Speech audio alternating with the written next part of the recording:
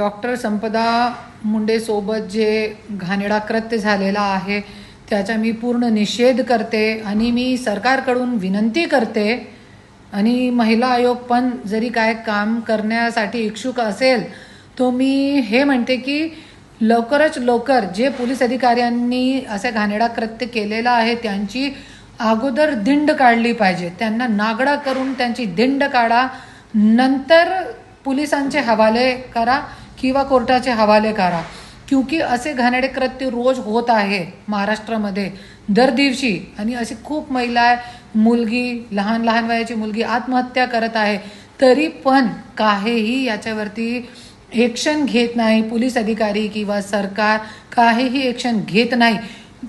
एक मृत्यू झाल्यानंतर ही सगळे मीडियावरती येऊन फक्त न्याय हक्काची मागणी करताय.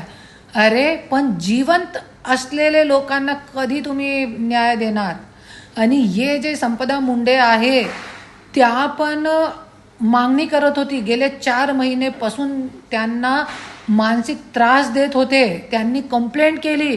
त्यांची कंप्लेंटवरती कशाला काहीही कारवाई झाली नाही? हे सगळे प्रश्नाचे जबाब कोण देणार? हे सगळे प्रश्नाचे उत्तर कोण देणार? सरकारकडून आम्हाला हे प्रश्नाचे उत्तर अपेक्षित आहे आणि महिला आयोगाकडून पण अपेक्षित आहे. महिला आयोग फक्त काय करत आहे? फक्त आपले पक्षाचा प्रचार करत आहे.